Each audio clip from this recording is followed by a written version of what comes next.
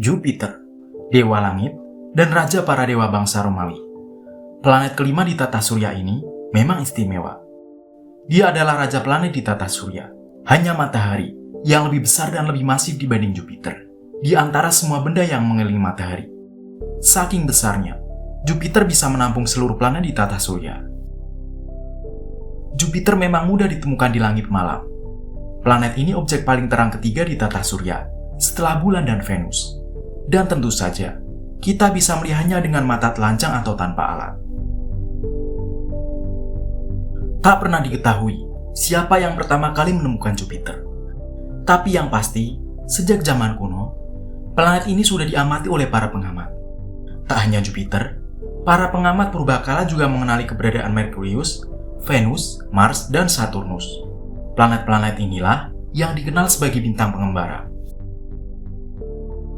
7 Januari 1610 menjadi momen bersejarah ketika untuk pertama kalinya Galileo Galilei mengarahkan teleskopnya untuk mengamati Jupiter.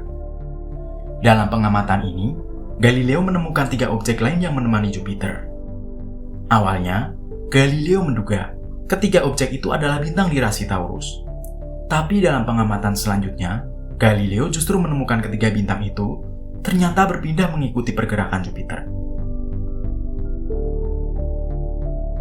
13 Januari 1610, Galileo menemukan objek keempat saat melakukan pengamatan. Maret 1610, Galileo memaparkan penemuannya dan memberi gambaran bahwa Jupiter memiliki 4 pengiring Jupiter atau 4 bulan yang mengelilingi Jupiter. Penemuan ini sekaligus menjadi bukti yang memperkuat teori heliosentris yang dikemukakan Kopernikus bahwa bumi bukan pusat alam semesta. Hasil pengamatan Galileo memperlihatkan bahwa keempat bulan Jupiter mengorbit Jupiter dan bergerak bersama planet tersebut. Penemuan ini menjadi jawaban atas pertanyaan yang muncul terhadap teori heliosentris. Ketika bumi mengitari matahari, bulan tidak tertinggal, melainkan mengorbit bumi dan bergerak bersama mengelilingi matahari.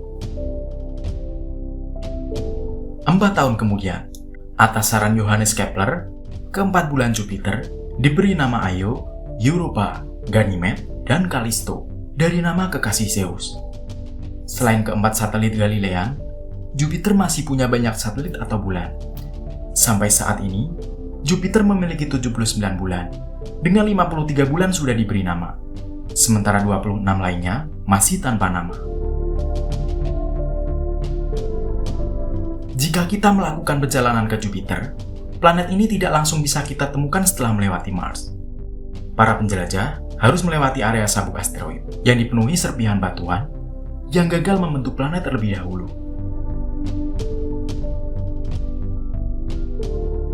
Jupiter, si planet kelima ini, berada pada jarak 778,6 juta kilometer dari matahari dan berada di luar batas beku tata surya. Semakin jauh dari matahari, maka temperatur juga semakin rendah atau makin dingin. Dengan demikian, pada area yang cukup jauh dari matahari, materi seperti gas juga bisa berkondensasi dari gas menjadi cairan dan es.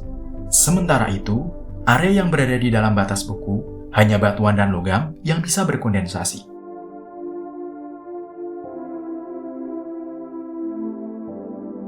Jupiter terbentuk 4,5 miliar tahun yang lalu dari sisa materi pembentuk matahari yang ada di piringan protoplanet.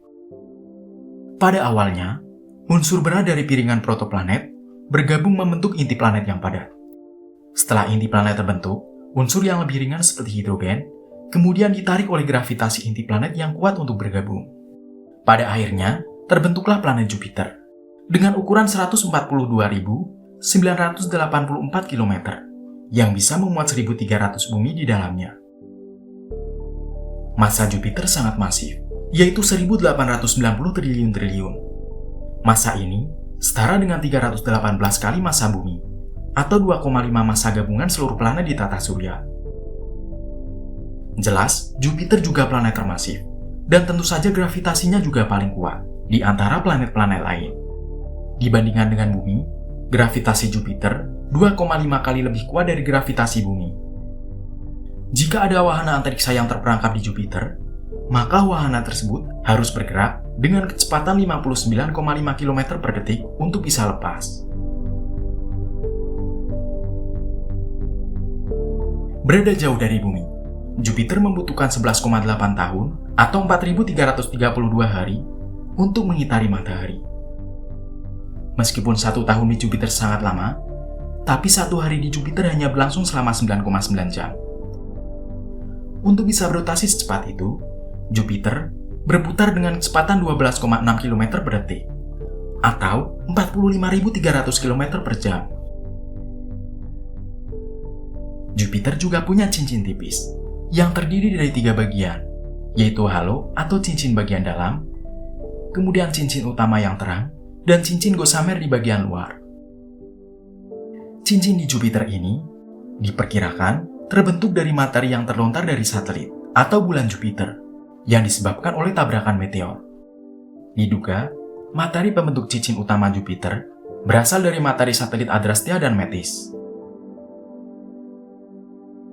Komposisi planet Jupiter memang didominasi oleh gas hidrogen sekitar 75% dan helium 24%, sementara sisanya 1% terdiri dari berbagai elemen lainnya.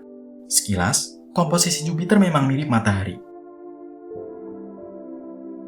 Jika Jupiter lebih masif 80 kali dari masanya sekarang, maka planet ini bisa memulai reaksi nuklir menjadi sebuah bintang. Tapi tentu saja itu tidak terjadi. Meskipun Jupiter disusun oleh gas, semakin dalam, tekanan dan temperatur justru semakin meningkat.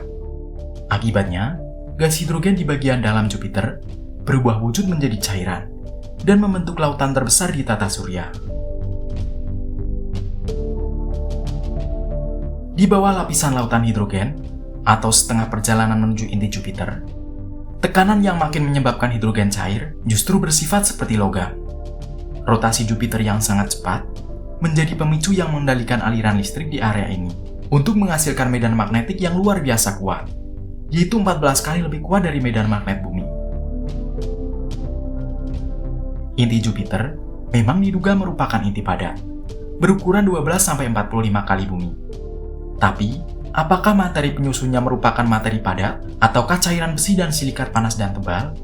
Masih belum bisa dipastikan.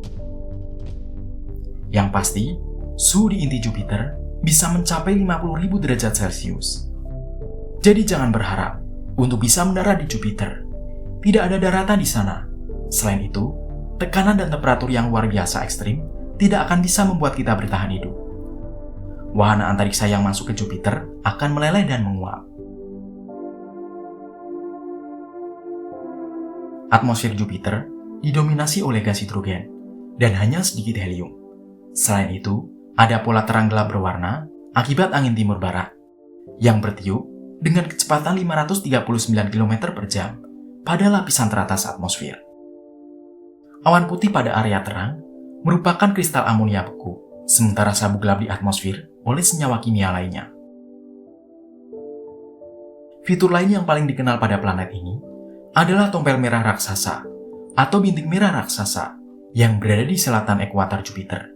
Bintik merah raksasa merupakan badai besar akibat turbulensi pada atmosfer yang bergerak sangat cepat yang sudah berlangsung lebih dari 350 tahun sejak pertama kali diamati.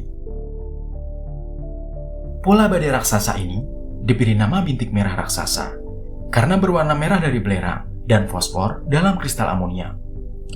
Sesuai namanya, ukuran bintik merah raksasa memang sangat besar, dengan diameter 24.000 km dan tinggi mencapai 12.000 sampai 14.000 km. Ukuran ini cukup untuk menampung 2-3 buah bumi.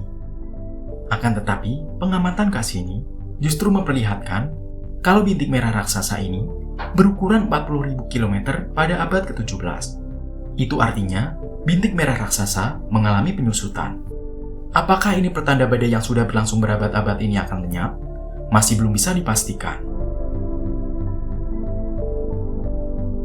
Jupiter merupakan planet terbesar, termasif, dan tentu saja planet dengan gravitasi paling kuat. Karena itu muncul anggapan bahwa kehadiran Jupiter memegang peran yang sangat penting untuk melindungi bumi dari ancaman hantaman asteroid dan komet. Pada kenyataannya, Jupiter bisa menjadi pelindung maupun pengancam bagi bumi. keberadaan Jupiter bisa menjadi pelindung bagi planet-planet dalam yang menstabilkan orbit planet-planet dalam. Jadi, kehadiran Jupiter ini bisa membantu planet-planet dalam tetap memiliki orbit berbentuk lingkaran dan menjaga kestabilan iklim dalam jangka panjang. Seandainya planet seperti Bumi memiliki orbit yang lonjong, maka akan terjadi perubahan iklim yang sangat ekstrim. Tentunya, ini bukan kabar baik bagi kelangsungan evolusi kehidupan di Bumi. Kondisi yang ekstrim justru mencegah keberlangsungan evolusi di Bumi. Pengaruh gravitasi Jupiter jelas terlihat pada sabuk asteroid di antara Jupiter dan Mars. Kuatnya gravitasi Jupiter berpengaruh besar untuk mencegah terbentuknya planet di area ini dan menyisakan serpihan batuan besar dan kecil di sabuk ini. Jadi, jika ada asteroid ataupun komet yang bertualang di dekat atau masuk orbit Jupiter, bisa dipastikan kalau benda-benda tersebut akan dilahap planet ini. Selain melahap benda-benda yang mendekatinya, interaksi Jupiter dengan objek yang berpapasan dekat juga bisa melontarkan objek tersebut dan mengubah orbitnya jadi orbit panjang. Diduga, interaksi dengan Jupiter inilah yang menyebabkan komet punya orbit panjang dan menghabiskan hidupnya di awan Oort yang berada di tepi luar tata surya. Tapi, pengaruh gravitasi Jupiter tidak hanya mengubah orbit komet jadi orbit panjang, sehingga komet itu butuh waktu ratusan atau ribuan tahun untuk kembali ke area dalam tata surya. Pengaruh Jupiter juga bisa mengubah orbit komet atau asteroid untuk mengarah ke Bumi dan planet dalam lainnya. Tentunya, ini jadi ancaman bagi Bumi. Akan tetapi, tabrakan komet dan asteroid di awal pembentukan Bumi justru menjadi pembawa air yang memungkinkan kehidupan berevolusi di Bumi. Di sisi lain, tabrakan asteroid besar-besaran yang terjadi 65 juta tahun lalu justru jadi penyebab kepunahan dinosaurus.